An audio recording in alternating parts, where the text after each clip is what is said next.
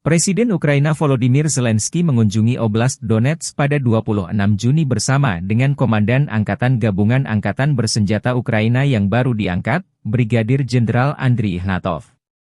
Zelensky mengumumkan pada 24 Juni menunjuk Ignatov menggantikan Letnan Jenderal Yuri Sodol setelah laporan yang belum dikonfirmasi bahwa Sodol menjadi subjek pengaduan resmi ke Biro Investigasi Negara.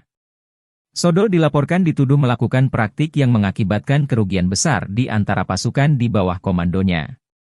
Zelensky mengatakan bahwa ia dan Panglima Tertinggi Angkatan Bersenjata Ukraina Oleksandr Syrskyi secara resmi memperkenalkan Andriy Ignatov kepada semua yang bertanggung jawab atas pertahanan di wilayah Donetsk dan mengunjungi Brigade ke-110 dan ke-47 Angkatan Bersenjata Ukraina. Dua brigade ini salah satu unit elit militer Ukraina. Dalam pidato video yang direkam di depan papan tanda masuk kota Pokrov, Zelensky mengucapkan terima kasih kepada para pembela dan petugas medis di daerah tersebut dan mengatakan bahwa ia telah mengadakan pertemuan terperinci tentang keamanan dan dukungan bagi rakyat.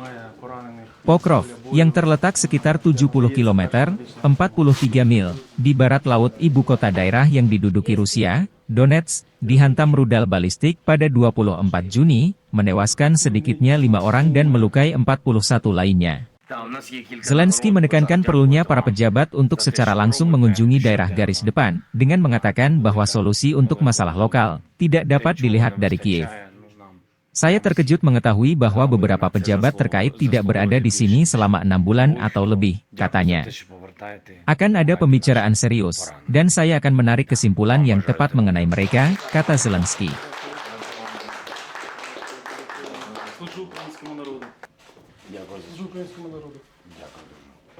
Президент України Володимир Зеленський. Дякую. Всього найкращого. До побачення. Бажаю здоров'я, шановні українці і українки. Почав цей день на Донеччині разом з нашими воїнами, разом з головкомом Сирським та новим командувачем Об'єднаних сил генералом Ігнатовим. Представив сьогодні офіційно Андрія Ігнатова усім, хто відповідає за оборону на Донеччині.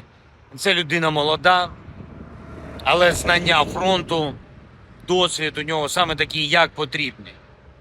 Завдання для генерала Ігнатова, очевидно, знищувати окупанта і берегти, дуже важливо, якнайбільше життів наших воїнів. Разом з главкомом сьогодні заслухали доповіді безпосередньо з позицій. Був радий особисто побачити і подякувати нашу 110-ту бригаду та 47-му бригаду. Абсолютно героїчні, результативні хлопці.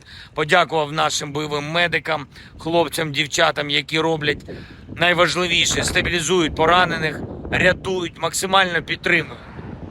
Дуже зворушливо бачити таку відданість і бажання допомагати.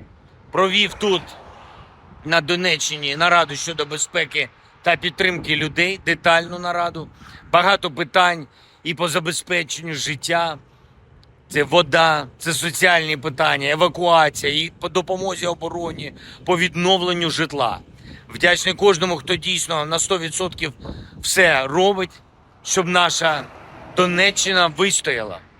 І буде окрема розмова в Києві, зокрема з урядовцями, які повинні бути і тут, і в інших місцях поблизу фронту, в складних громадах, де людям потрібні негайні рішення, яких просто з Києва не видно. І був здивований, що деякі профільні урядовці не були тут по півроку і більше. Буде серйозна розмова і буду робити щодо них відповідні висновки. Слава Україні! Download Tribun X sekarang, menghadirkan lokal menjadi Indonesia.